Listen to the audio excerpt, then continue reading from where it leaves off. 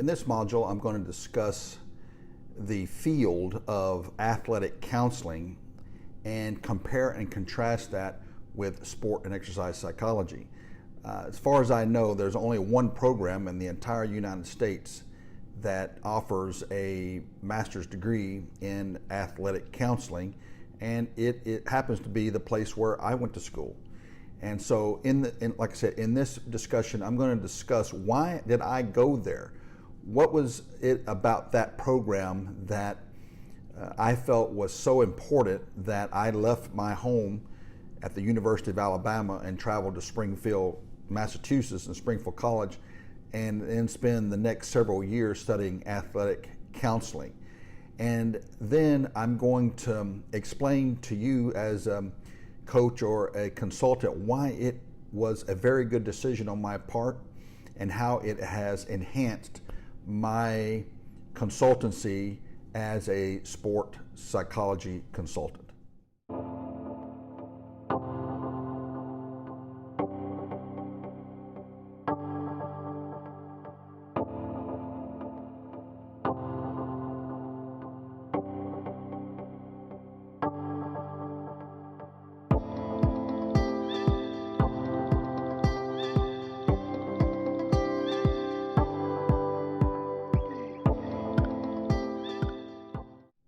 First thing is about athletic counseling and sports psychology is that the public and your clientele, they really don't care, not really, about your credentials. What they care about is that, can you help me, or can you help my son or my daughter or something like that? And so what they're hopefully looking for, and from my experience, what they are looking for is effectiveness and competence. And so in this day of the internet, there's no escape. If you want to deal with the public, your name is going to be out there. And so you might as well put your resume up so everyone can see. And then if they want, be sure and make sure that you can stand behind your stated credentials.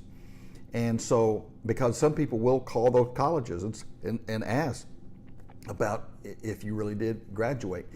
And so I know that there are people out there that have written books and that claim to be some kind of spiritual counselor. Well, you know what? As far as I know, there is no master's degree in spiritual counseling. And so as someone says, I had an epiphany one day, and now I am doing some counseling work and some sports psychology work for some professional team. You got to sort of shake your head and think, did they know the person that is the owner or the general manager of that team? I mean, how in the world could anyone hire somebody to work with a professional organization, baseball team, football team, soccer team, whatever, and then not look into their background? Seems odd, doesn't it? So for the practice of sports psychology consultancy, sort of important to have your credentials. And that's part of the reason why I went to Springfield College and studied with those people up there, because as far as I knew, they had the heaviest and most impressive credentials of any university or college in the United States. So sport psychology is basically rooted in theoretical applications. And it's exactly the things that I talk about in these modules, visualization and relaxation, and then emotional regulation, things of that sort. But how do you go about implementation? See, that's the key right there. And so I come from a coaching background, and then a coach barks out orders to an athlete, and then more than likely they're going to do it. But you have to be in a position of authority in order for the athlete to buy in. And even in that, they may not buy in. So let's say you've got an athlete that's on a team under scholarship. The coach is in charge of that scholarship. The coach is telling the athlete what to do. The athlete doesn't want to do what the coach tells him to do. Then the athlete then could think in his mind or her mind, I'm in danger of losing that scholarship, then therefore I'm going to do what the coach tells me to do. So there's a power play right there. Well, when you're in private practice like me, there is no power play. The client is in charge, or the client needs to at least have equal footing, because it's the client then that's going to reflect your success or not. So if the client doesn't have success, then your word of mouth may get around and it could hurt your business. So very important to at least do your best with your clients so that they can, and will spread the word about how well your client is doing. The word of mouth is paramount in this whole thing. And so then it's important, in my view, to utilize all the tools that you can in psychology to help the client. Well, what are those tools? Well, one of them happens to be athletic counseling. So the main difference then between athletic counseling and sport and exercise psychology is athletic counseling is based in a counseling philosophy. In other words, it's a humanistic approach with an attempt to try to organically get from the client, in this case the client being an athletic population, the feelings that the client is going through that is detrimentally affecting their performance. And so it may have nothing to do with their actual sport. It could be something to do with something that's in the outside, peripheral. But it is affecting them so dramatically and so detrimentally that they take those feelings onto the field of play, and then they can't get that out of their mind. They can't reconcile what's going on off of the field, and then therefore it affects their play on the field. So the athletic counselor would then try to help that athlete reconcile that in their mind. Give them suggestions, if you would, on how they're going to cope, and give them suggestions on actual coping strategies. Unlike a coach, which may be rooted in sports psychology, which simply says, these are some techniques that you can use, and I want you to use this technique. Try this technique. And then the athlete tries it, and hopefully it works. And so that is what I would say is the fundamental difference. One is trying to organically gather information from an athlete to ascertain exactly what is going on in this player's mind that could be detrimentally affecting their play. Then the sport and exercise psychologist or sports psychology consultant then can use mental skills training techniques to educate the athlete and then help them improve their performance with theoretical approaches. And then therefore, if you have sort of a basis in both sciences, you've got a powerful thing. You've got a different and a unique way of approaching your athlete and the way they are improving their sport, or the way they want to improve your sport. That is the reason why I went to Springfield College, because of the rigor it was going to take, first off, to get through a counseling degree, which was 48 credit hours, as opposed to 30 credit hours just for a master's degree in sports psychology. And then I went into the PhD program in Springfield College, which was really very disappointing to me, because a lot of it was rooted in teaching administration. They just assumed I was going to go into teaching administration. And so a lot of it was about how to run a department or how to teach a course or something like that. And so then I found a better way to finish my degree at a different university, which then helped me go back into mindfulness. And that's where I learned about mindfulness, and that was an actual doctorate in sports psychology. And that's when they helped me to shape my dissertation project into learning more about mindfulness and how to apply that, which you could say is actually a form of counseling in a way, and then take that into an applied setting, because that's what I always wanted to do, was be an applied scientist. So I felt like I had the best of both worlds, and master's degree in athletic counseling and a doctorate in sports psychology. I have a deep understanding of the theory on sport and exercise psychology. Not so deep that I'm reading journals every single day or things of that sort. It's just that I have a very healthy understanding of why things happen as far as sport and exercise psychology is concerned, and then an applied setting.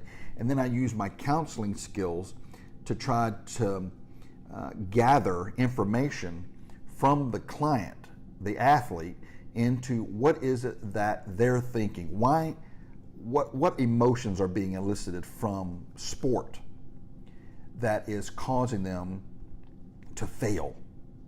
And more times than not, in fact, I can't think of a client that I've ever had that it wasn't rooted in anxiety, performance anxiety. And I can't, as I'm thinking back on it now, there is no client that I've ever had that did not have an issue with performance anxiety. Now, there was different reasons why, but nevertheless, it all starts with the fear of failure, quite frankly, fear. But where does that fear come from, and how can I get the athlete to get in touch with the fear? That's the counseling side. And then once we get past that perspective of counseling, where they have given me as much information as they feel comfortable with, then we can start working on the mental skills training, visualization, self-talk, breathing, so forth and so on, to help improve their performance. So let me give you a few techniques now as far as counseling that you can use in your consultancy. One of the most challenging things that I had to overcome when I was in my graduate degree as far as athletic counseling was that I had the urge, if you would, to go into a coaching mode. And so through my education and through my internship, then I realized that I was actually leading my client into I was not sort of pressing or pushing them, but really just guiding them along, seeming like that in a coaching mode, you see. Instead of trying to get from them, I was giving to them, and it was being recorded. So then when I went back and looked at it, I could see that I was actually talking at the client instead of asking relevant questions in order to elicit a response from the client. Using the questions, why do you think that? And that must be those sorts of things. I would say, what I think. And so there's that coach that would come out. And so what I learned was that this thing has got to be client-centered. And so what I learned very quickly was I never I stopped then giving advice. And that's what a coach does. A coach just gives it out, just dishes it out. Do this, do this, do this, and do this. And so then I started doing, what do you think about this? What are your thoughts about this? Let me give you 3 examples of. And then what I tried to do at that point was blend the counseling side. What do you think about this technique? And also I want you to sort of compare and contrast this technique to that technique, and get back with me and let me know what you think. And then giving them the techniques that were rooted in sport and exercise psychology. So then when the client went out, the athlete went out and tested it, they came back to me and said, yeah, that worked, that didn't work. It's almost as if they're telling me, but I had to express to them the things that could work for them to enhance their performance that they never even thought of in the past. So there had to be something given to them in order for them to test it out. Now that's on the performance enhancement side. As far as the counseling side, then there was no need to give them any suggestions, because what I'm trying to do is really gather, elicit organic information from them, so hopefully they'll let me know what is on their mind. What is it that is going on that is motivating them to do a certain thing? And this thing goes, we're going down the rabbit hole here. But many times athletics is a very personal thing, an event in a person's life, and the lines get blurry between self-image, self-worth, and athletic performance. And so that was, that's an important thing, is to be able to try to get that information from the client. But I'll tell you this, it's not going to happen overnight, because there are many walls that go up to protect the client. And these are just defense mechanisms, and no one, I don't care who it is, and anyone that I've experienced, they're not just going to just put it out there at the very beginning. It takes time to build rapport with this client. It takes time for them to trust you, so that they know you're not going to be judging them. And so they say, well, I have a real fear of X, Y, and Z. You go, oh, really? So that would destroy the relationship immediately. So if someone says, I got a real fear of X, Y, and Z, he's like, tell me a little bit more about, where do you think that comes from? In your opinion, why do you think that is? And so there it is, something that's totally non-judgmental. I'm interested now.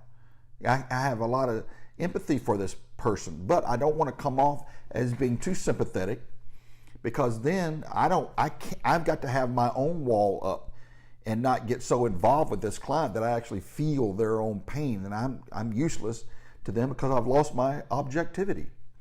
And so this is one of the things about counseling that you have to be sort of careful about. You build a relationship with these clients, but the relationship is going to end.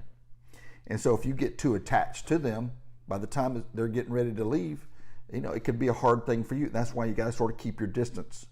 There's got to be some space in there. And that's one of the things that even some caddies have problems with when they're dealing with clients as well on the PGA Tour. They have a real friendly relationship with their client, but then the athlete, they quickly realize that the athlete is really, they got to look out for themselves, and they'll fire that caddy, and the caddy gets very upset because they've taken it personal, where actually it's just a business decision.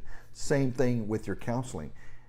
I've got a terrific track record with my clients, and many of them have success, but there are other clients that, what I am selling, they're just not listening, or it's not what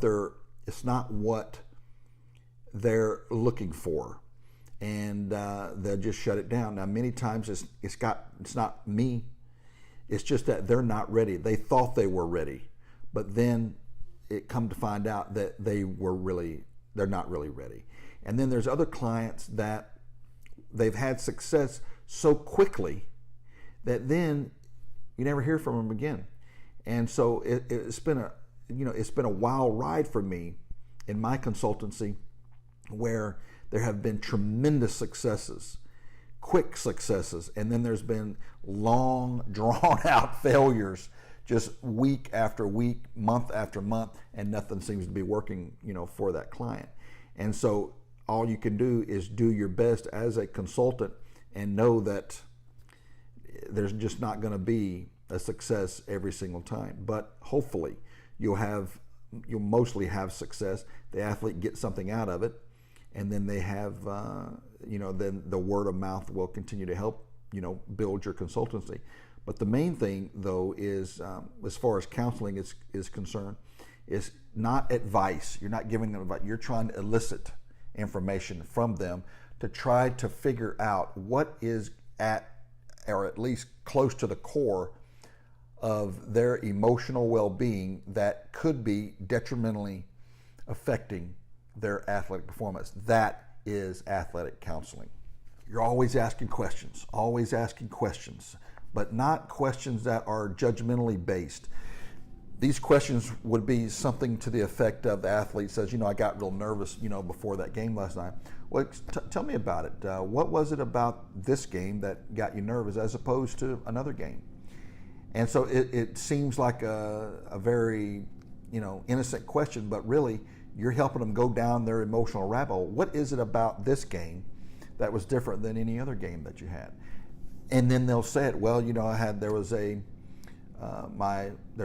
scout, or a college scout was in the audience, and then you could say something like, well, tell me this. What is it about a college scout then that would make you nervous? What is it about that person that would make you nervous? And then they may say something like, well, I want to go to college, and if I had a bad game, and then my chances of going to that school might be diminished. And you say, well, let me ask you this. What were some of the thoughts that were going through your mind when you saw the scout in the stands? Tell me about some of the thoughts that were going on in your mind. Now, you see what I've done? I'm moving them now into athletic self-talk.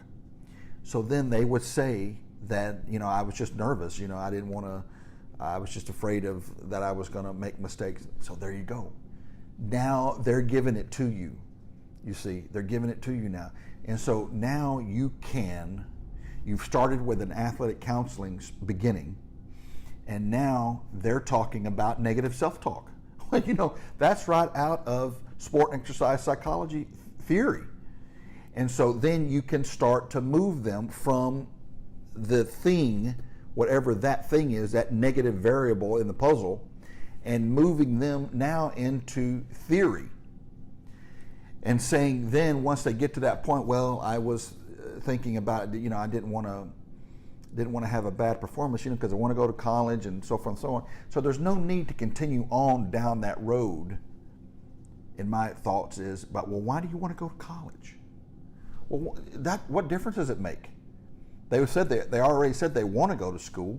So if you keep going down the old rabbit hole, you might lose them because you're getting too close to the core, and there may not be a trust level there with you just yet. But if they're saying something like, well, I got nervous because, that's a college that I'd like to go to, and I wanted to make a good performance, and I was afraid I wouldn't. There you go.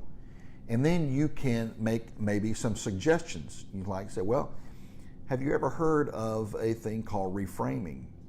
And then they would say, no, I don't think so. Well, there you go. Now the road is wide open to sport and exercise psychology theory. And then you can give them a couple of 3 techniques about self-talk and what kinds of self-talk is used. But then you can also double back on them and then tell them about the effects of negative self-talk. And so then we can take the circle all the way around back in athletic counseling and then ask them, when you were playing at your best, what were your thoughts at that time? So then they'll elicit, you've asked the question, and then they'll come back to you and say, well, actually, I wasn't really thinking at all. Or maybe they'll say something like, it was just, I was just happy to be here, or whatever that is. Well, all of a sudden now, we've got a piece of the puzzle. And then you can put that back onto them, maybe sort of like self-determination theory, almost.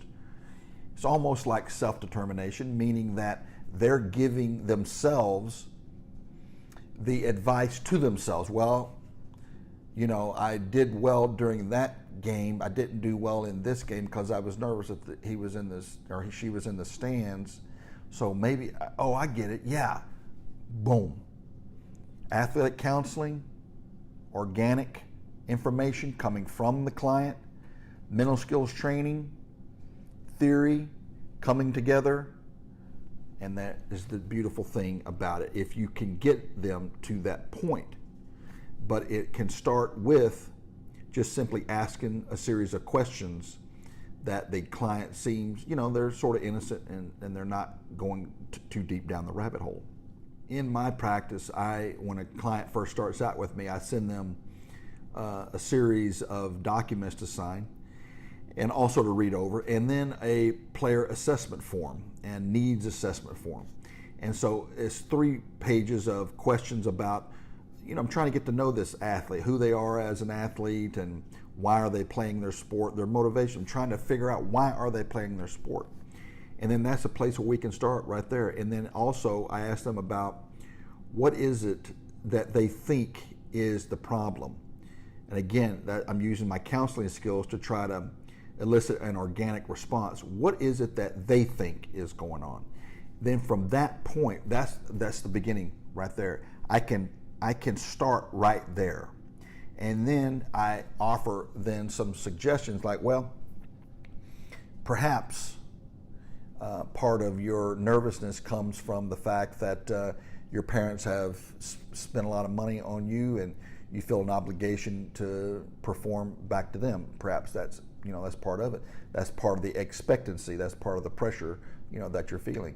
And so with that, then you can, and then I go into the sport and exercise psychology theorem at that point. So then I'll put that out there as a suggestion. I don't ever say it, this is why you're doing it. I simply say, perhaps this. So then it gives me room for maneuverability as well, because that may not be it until I talk again with the client and say, what was your thoughts on that? Was I close, or do you think that I'm off base on that? And then they'll let you know. More than likely, they'll let you know. Well, yeah, that sounds about right, or no, that really is, that wasn't it. And then if it wasn't it, then I can sort of change directions on that, you see. And so, but for the most part, because of my background in athletics and coaching, it has, I've been pretty close to spot on. So with that, I want to give you a couple of examples of some of the player assessment forms and that particular question, so that you can see how I sort of responded to them with athletic counseling, and then I followed up with sport and exercise psychology theorem. So this client here was a 11 or 12-year-old young basketball player, and very interesting case that has come to actually a terrific conclusion. And then in this question, it says, defining the challenge, says, in your opinion, what is the primary challenge you are facing in your sport performance? And the client said, I have a lack of confidence. I feel like I can't do that well during a game. I just feel like I'm going to mess up, and I feel like the coach is going to yell at me if I make a mistake. Well, there it is right there. And so this is where this young person is. And so then I asked him right after that, how has the challenge evolved over time? And he stated, it started when I started playing for a coach, this particular coach, and he names a coach. He would always yell at us and make us run. I would always get sad, and I never have confidence after that. As I'm getting older, I feel he is sticking with me. You want to talk about a kid that put it out there. I mean, this is something else when I read that, but this is not too untypical.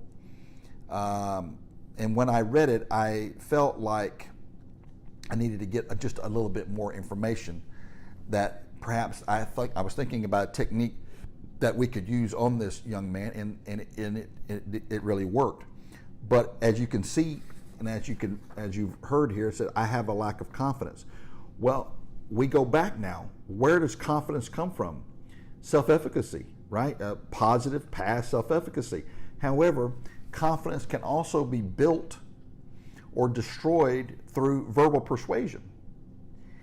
Well, there it is right there. I feel like the coach is going to yell at me.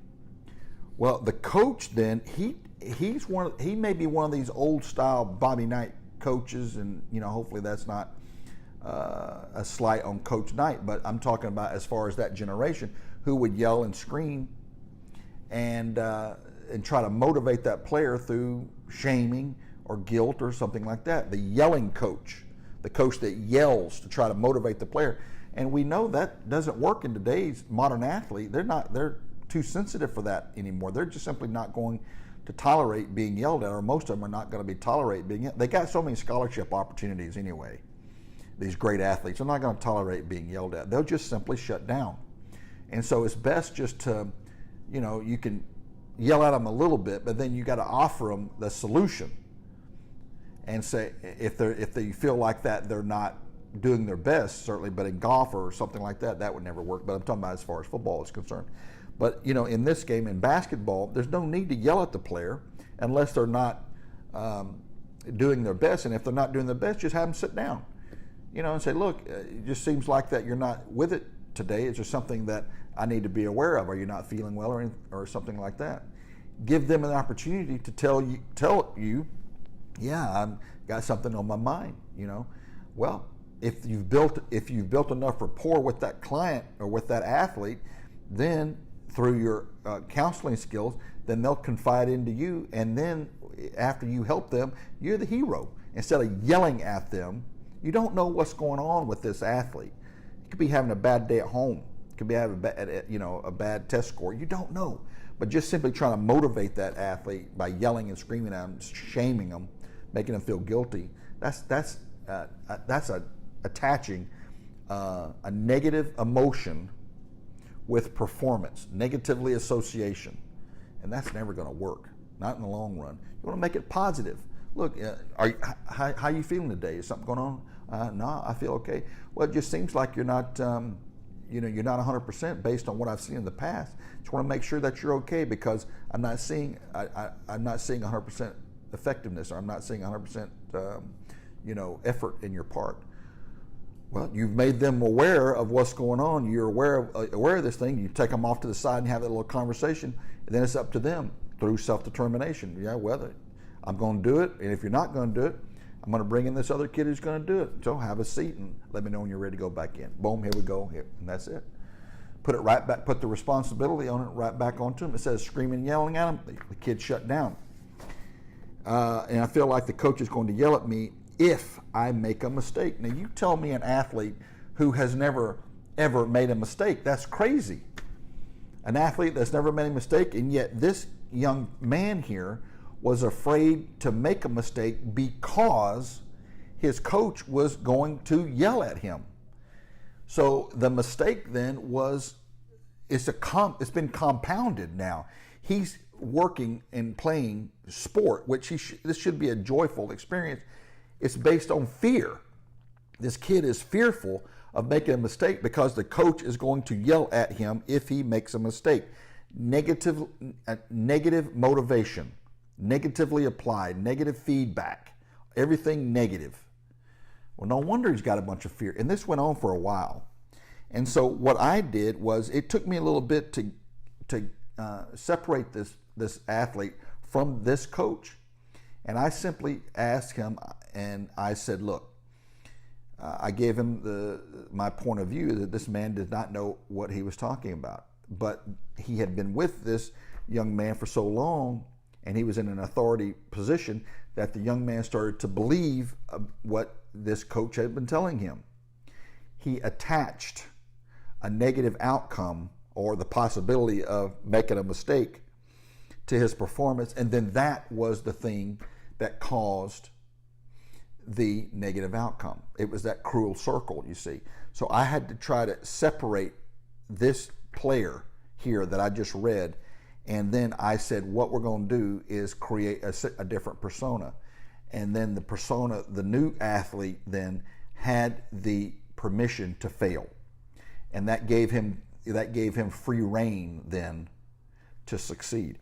We then said, look, what we're going to do is this coach and that old player, we're going to send him down the road. They're together, they're walking down the road. So I gave him an image in his mind to send him down the road together. He had permission now to get rid of that athlete. Now the new athlete, that was a high-flying guy with no fear. He didn't care what people think about him. In fact, this guy was fearless. The two persona were split, same person. But as soon as he hit the gym floor, the new sheriff was in town. And we even gave him a different name. He gave me the name.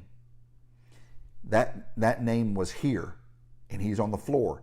And that's got nothing to do with the old person who is now walking down the road with the old coach. It was a powerful, powerful thing to talk to this young man. I never even spoke to him directly. I just went through his father. But I used my counseling skills to get to the point that he was able to separate the two personalities, two persona in the same individual. And we maintained the old persona being friendly and conscientious, nice, and respectful. But once he hit that court, all bets were off. And you know what happened? He had no more fear. That was it. A different deal, that's for sure. But without my athletic counseling skills, I doubt very seriously if I would have been able to think about that. And another consult that I had done, and I want to make clear that these are older consults, finished, and I'm paraphrasing what the client had said, and I'm also protecting their confidentiality as well by not using their name. So very important when you're working in I feel like myself, the patient has, or the client has, the right to confidentiality. And so this is a PGA Tour pro here. So we heard from an 11 or a 12-year-old. This is a PGA Tour professional who's talking about he has a lack of trust in his swing. Trust, another word for confidence. He had no confidence. And he thinks that perhaps this combination of poor play, it gets me in a funk. So the word funk, again, emotional unregulation or deregulation, going downward. And he says he's been struggling with that his entire career, this lack of trust. And so then going down the rabbit hole a little bit deeper, he stated that the trust comes from being concerned about an outcome or the result of a shot rather than sticking with a plan and process and awaiting the results. So he simply got ahead of this, and he's become anxious now. My process has never been rock solid and consistent. I make changes too often and then it becomes faulty. Again, not giving it a chance to become automatic. This was a classic case of an athlete with a lot of talent but getting in his own way. It's a trust issue, as obvious from the language. It's a confidence issue, but was there something even deeper down that was affecting this player? And eventually I was told, or once I met with him, and he told me that he had played with players that were on the PGA Tour. This player was currently had lost his privilege, had lost his card, but he knew that he was as good as any of the players that he was playing against. He knew that because he was able to demonstrate it in the past, and then their career went up this way, his career went that way, and then therefore he kept making changes. It has to be the swing. It's got to be the swing, must be the swing.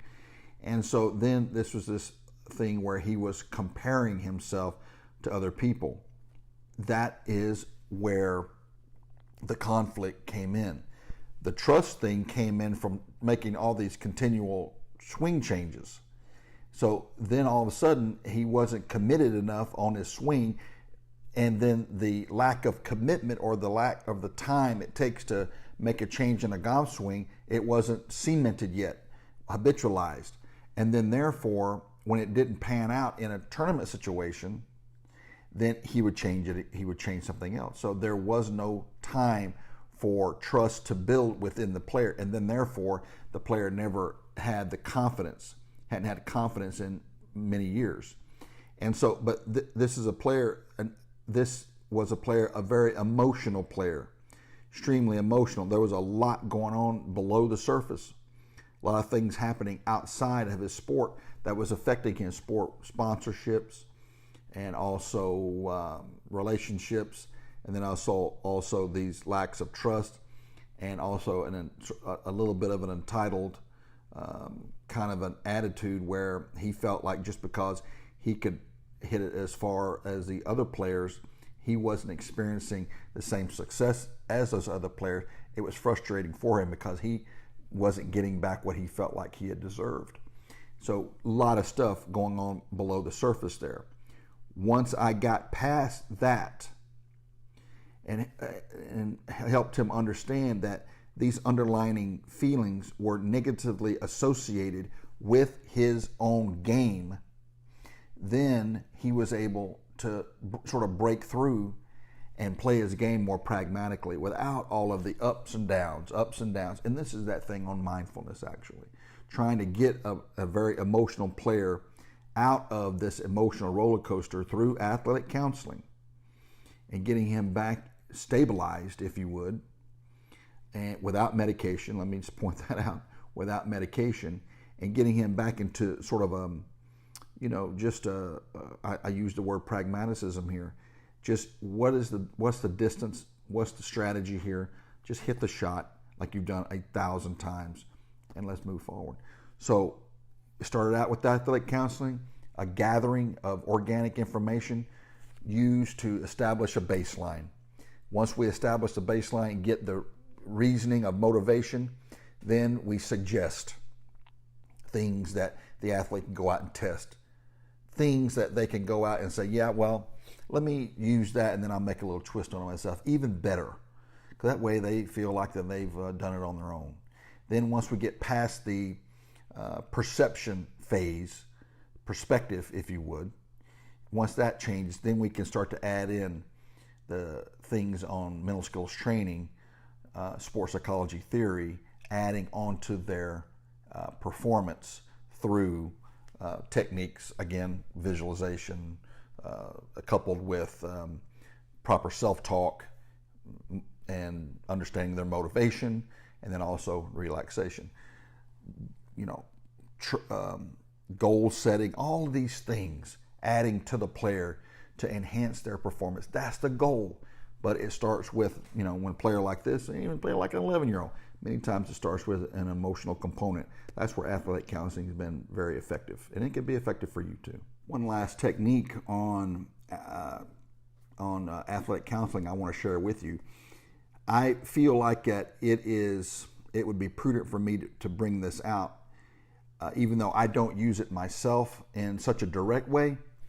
But it is a technique that you can use in athletic counseling and counseling strategies to guide the athlete or suggest to the athlete what things that you think, based on what their feedback is to you, some things that can help them move past the things that are negatively affecting them. And it's called motivational interviewing. And so I want to read you just some academic versions of what it is, and then based on just simply a wiki page on motivational interviewing, the 4 steps that you can implement to use that if you decide to go down that road with motivational interviewing. Motivational interviewing is a clinical and theoretical approach that was developed in the addictions field to assist people in working through their ambivalence, that's the big word there, towards making behavioral change. This approach has recently been applied to different problem behaviors, including diet, diabetes, and HIV risk reduction. Stated that motivation is not a personality trait, but rather a state or eagerness of readiness, similar to the trans-theoretical model. The counselor's task in motivational interviewing is to assist people in finding, using, and adhering to specific behavioral change strategies. According to Wiki, those processes of motivational interviewing include engagement, focusing, evoking, and planning. Engagement, the process of establishing a working relationship based on trust and respect. And again, that's just simply building a rapport with the client. Focusing is the ongoing process of seeking and maintaining direction. Again, this is about goal setting, the goal mapping, but also, in my mind, thinking about self-determination theory, in which you put the responsibility back onto the client to sort of let the sport dictate whether or not they're moving in the right direction. Can they actually do it? But also using your mental skills training as far as motivating them and supporting them with positive self-talk. The thing that I had talked about earlier as far as verbal persuasion, being a positive force for them, but not being, just a rah-rah person, being objective and firm enough to say, look, you told me this is what you want, and are you serious? Because if you are, then you got to continue on. Evoking is eliciting the client's own motivations for changes while evoking hope and confidence. Again, part of, in my mind, self-determination theory, eliciting the client's own motivations. Why are they doing what they're doing? Again, that's part of athletic counseling right there. And then planning involves the client making a commitment to change, and together with the counselor developing a specific plan of action. I mean, we are talking strictly right out of goal setting there, setting a goal map and making it a logical culmination, if you would, step-by-step process of achieving a desired outcome. Again, the sport will let them know, am I wasting my time? Am I doing everything that I can do? Or is this simply a pie-in-the-sky fantasy here? Is it a dream? So there you have it. That's motivational interviewing, something I don't use, directly, but as you can see, I use it. I use a lot of that in my consultation with a combination of athletic counseling, and then switch it over to mental skills training. So there you have a sort of a compare and a contrast to what is athletic counseling. Can it be effective in your consultation, in your practice?